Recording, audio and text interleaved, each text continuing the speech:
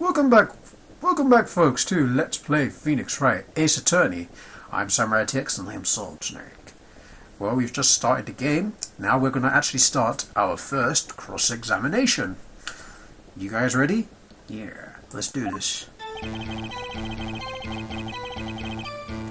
That statement's pretty okay, I guess. Okay. I'm gonna press.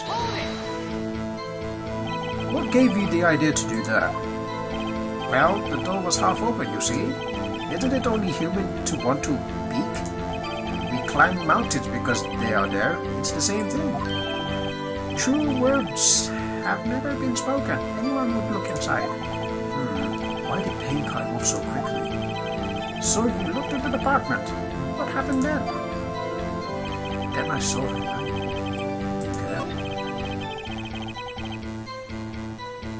Okay.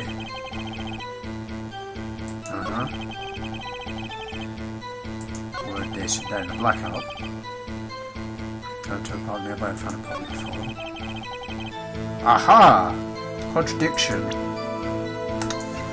Here, the time of death was 4 to 5 p.m. So, what dead body was there to discover at 1 p.m.? So we're gonna present the autopsy report. Here we go. Objection! You found the body at 1 p.m.? You sure?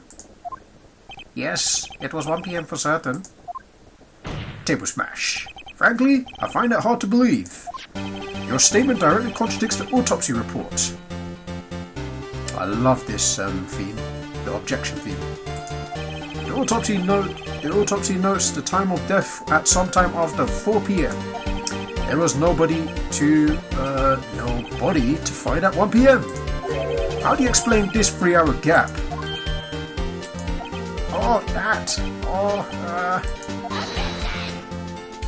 This is trivial. The witness merely forgot the time.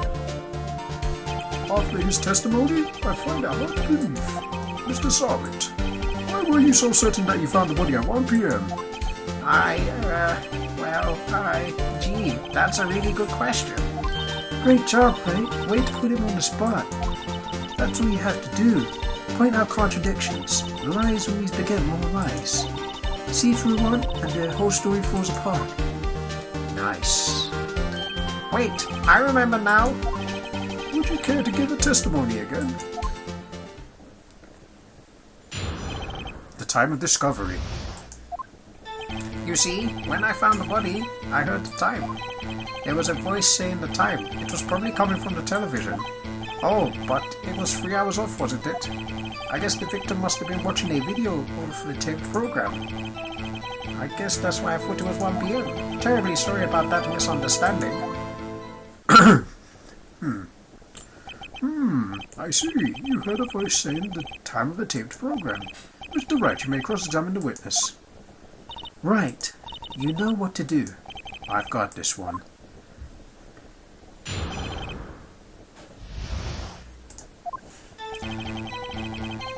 That's alright. Probably coming from the television. Just pressing that. Are you sure it was the television and not a radio? Well, no, I guess it must have been the radio. Incidentally, there was no radio on the premises. There was only one large television. Right. I can't put my finger on it, but something about this seems fishy. Something about airing the television. Yeah, really, because, if we look at the court record, there was a blackout from noon to 6 p.m., so he couldn't have heard the television.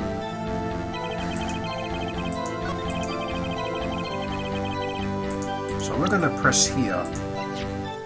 Objection! Hold it right there!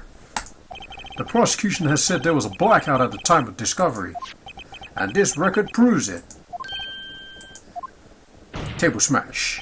You couldn't have heard a television or a video with my epic finger point. The objection finger.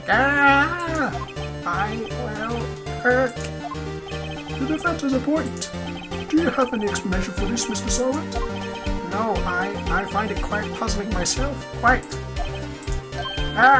Wait, I remember now. Mr. Sahwit, the court would prefer to hear an accurate testimony from the very beginning. These constant corrections are harming your credibility. That, and you rather seem distraught. My apologies, Your Honor. It must have been a shock of finding the body. Very well, Mr. Sahwit. Let's hear your testimony once more, please. Hearing the time. Actually, I didn't hear the time. I saw it. There was a table clock in the apartment, wasn't there? Yeah, the murder weapon. The killer used it to hit the victim. That must have been what I saw. You saw the clock? You saw a clock? I guess that would explain it. The defense may cross-examine the witness. Gladly. Hearing the time cross-examination. Actually, I didn't hear the time. I saw it. Yes. Table clock in the apartment. The murder weapon the killer used to hit the victim. Let's press on that. The murder weapon? Yes, the table clock that was used as a weapon. That's what I said. Did you doze off in the middle of my testimony or something? Something's fishy here. Yeah, no. I'm gonna press the thing. The statue. On this testimony. Wait just a moment. Table smash. The murder weapon wasn't a clock. It was a statue. It was this statue. Now, how is this supposed to be a clock? Wah! You with your objections and your evidence. Just who do you think you are? Just answer the question, Mr. Sahwit. Hey, I saw it there, okay? That's a clock. Your Honor, if I may. Yes, Mr. Gray? As the witness stated, this statue is indeed a clock. Nick is a switch, just as you told it, and it says the time out loud. As it doesn't look like a clock, I submitted it as a statue. My apologies. I see. So the murder weapon on the tablecloth afterward. Oh, Mr. Wright, it appears that the witness's testimony was correct. This is a clock. Do you have any problems with this testimony now? Yes. Why do we have a problem with it? He's lying, and because probably he was in there himself.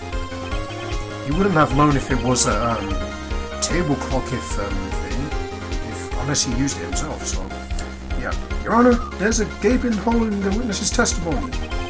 The only way he could have known the weapon was a clock is to hold it in his hand. Yet the witness testified he never entered the apartment. See, I said that, didn't I? Yeah, you did. Clearly a contradiction. Nice one, Samurai. Indeed. The witness knew it was a clock because he didn't know the victim, did he? I'm only going to say he went into the apartment because that's the only way he could have known it was a clock. Yeah, the only way he could have heard the clock and knew it was a clock. So, I'm going to go right into the apartment. You're lying! You were inside the apartment on the day of the murder. Oh yeah? Prove it. Prove I went in there. I would do better than that. I could prove you were the one who killed her.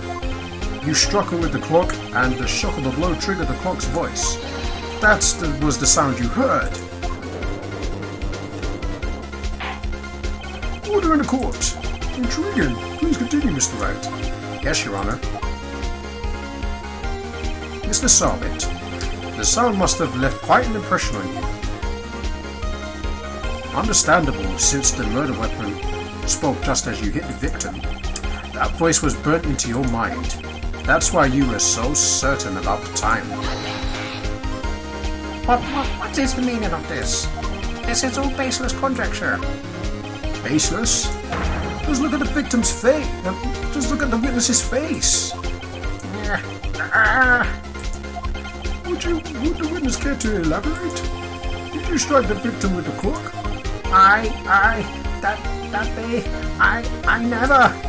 Look, the clock, I heard, no, I saw. I don't want your wig at me. Shut up. I hate you. It was him, I tell you. I saw him. He killed her, and he should burn. Burn! Give him death. Sorry if my voices are kind of crazy. Sorry about that. Order in the court, I say. Your Honor, a moment, please. There isn't a shred of evidence supporting the defendant's claims. Mr. Wright. Your Honor, you claim the sound of the witness heard came from the clock. Do you have any evidence? the whole case is riding on this. I better think it through carefully. Yes, Your Honor. The sound Mr. Sahwit heard was definitely from this clock. The fact which is clear if you simply... Well, you can't examine the batteries. You can't ask the neighbours. You wouldn't be sure if there's any neighbours there. So, because it's the thinker, why not try sounding the clock? Let's sound the clock now, here in this court. Your Honor, may I have the clock? I ask the court to listen very carefully. I think it's 8:25. That's certainly a strange way to announce the time. Well, he is the thinker after all. So, we've heard the clock. What are your conclusions, Mr. Wright? Mr. Payne, can you tell me what time it is now? It's 11:25. As you can see, this clock is exactly 3 hours slow.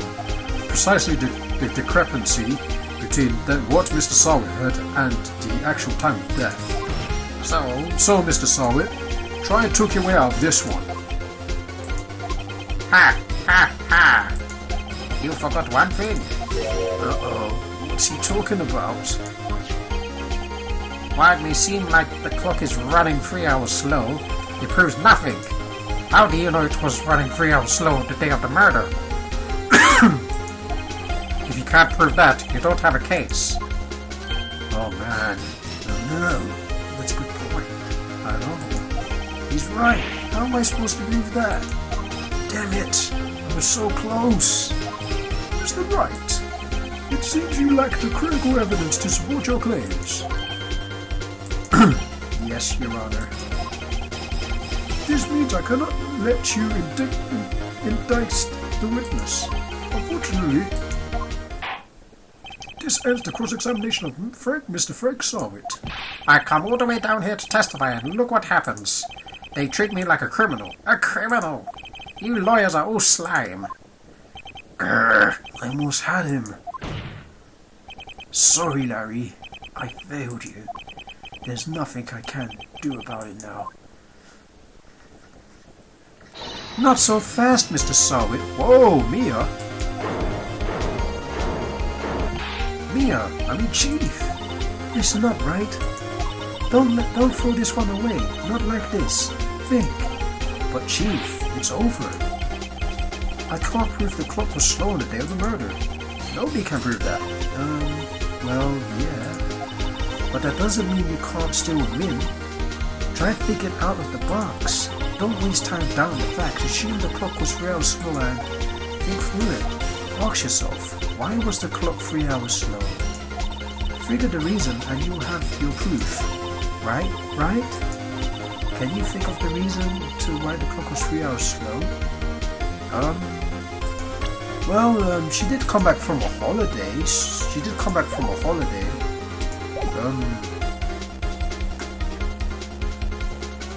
I think we're telling the time wrong, actually. Because if you're thinking of it, America and Paris, the time difference is pretty much different. Yeah, it's pretty much different, actually. Paris is actually 9 hours ahead of the America. So I'm gonna say yes. Wait, maybe I can prove it. You must have evidence somewhere that you can prove it, right? Finally, I'll let them have it. Well, Mr. Wright, you say the clock was already running slow the day of the murder, and you found evidence to support this claim? Of course. There is a piece of evidence in this court record that can prove my claim beyond a doubt. Ha! Tough words. Let's see if you can pull this one off. Let's see this evidence that proves why the clock was running slow. Like I said, she was on holiday, so she just came back, so the clock was a different time. The clock was a different time. The victim had just returned from home from abroad the day before the murder. As well as we know, the time difference between here and Paris is 9 hours. See? I was right. And I know my times, so yeah. When it's 4 p.m. here, is 1 a.m. there the next day. There. The clock wasn't 3 hours fast. The clock wasn't 3 hours slow, it was 9 hours fast. The victim hadn't reset her clock since returning home. That's why the time you heard was the time you struck her dead and her partner was wrong. Proof enough for you, Mr. Sahwit, or should I say, Mr. Did It.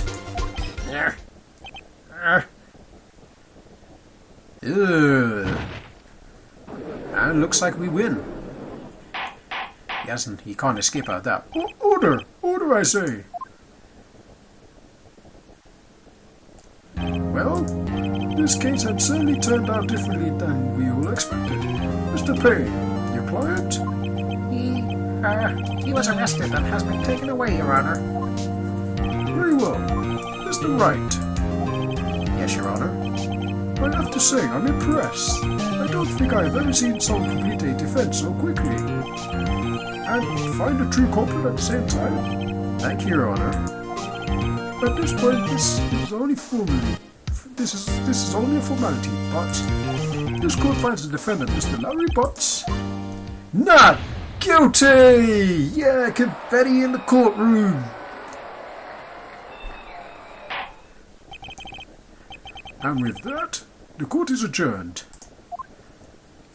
Well, our first trial is actually over. Excellent. It turns out that Frank Sahwit was a common burglar. He posed as a newspaper salesman to check and see when people were out of the house. That day, when Larry went into her apartment, the victim wasn't home.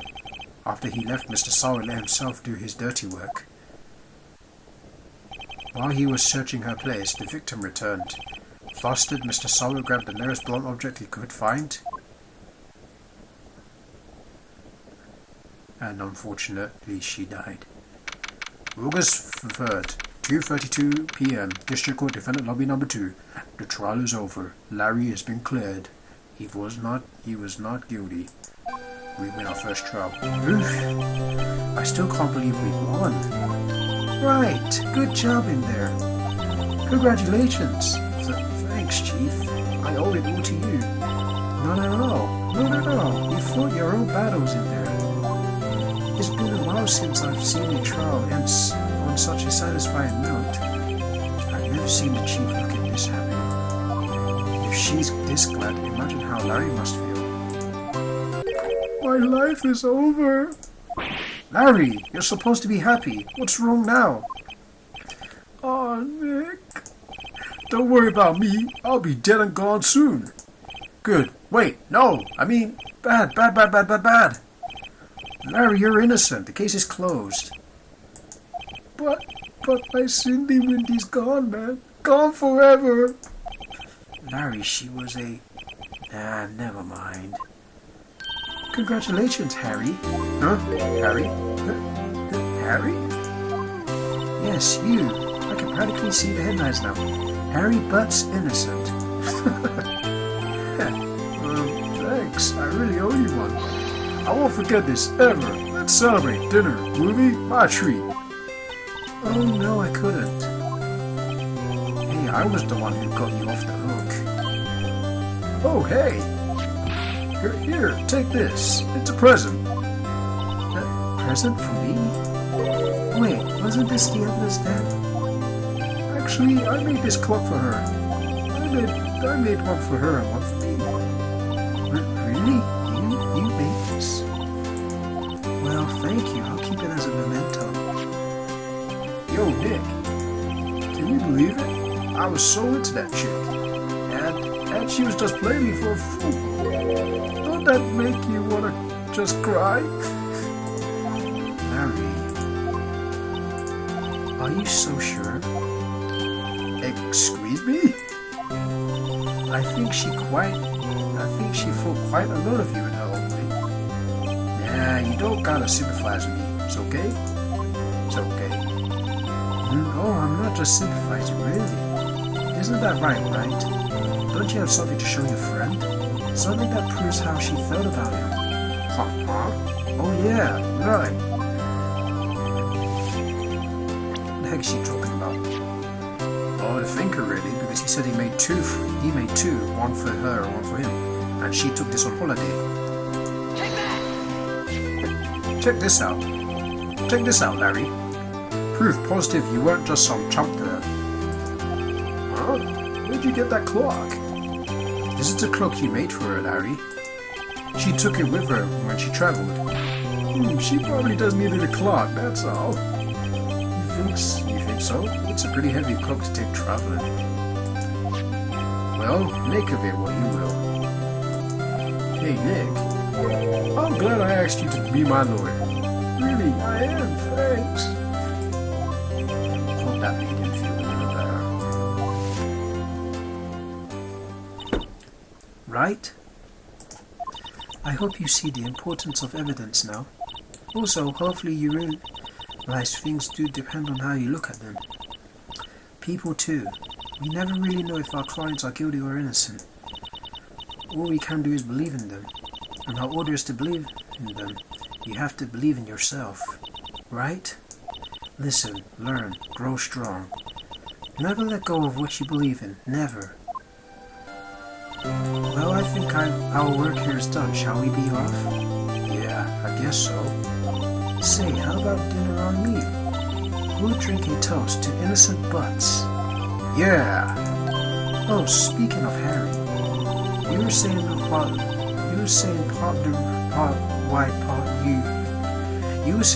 of why you became a lawyer was because of him. Yeah, part at least. You'll have to tell me more about it sometime, maybe over drinks. Sure. And so my first trial came to a close. Larry slapped me on the back and said, "Gee, Nick, it's good to have friends." But I'm pretty sure he's not going to pay me unless you count the clock he gave me. I didn't know it then, but that clock was soon going to be at the center of another incident, and my promise to tell the chief about me and Larry would be one promise that I wouldn't be able to keep. And that's it for episode 1. A brand new episode has been added. Yay. Well guys, I hope you enjoyed the first case of me recording this. That was pretty good, Samurai. Thanks. Maybe you should voice one of the characters. But, Ray, what do you mean? I can't voice as one of them. Just give it a try, man. It'd probably be good. Okay. So next part, we'll do episode 2. So thanks for watching my video, and I'll be seeing you next episode of Phoenix Wright Attorney. Until then, Thanks for watching.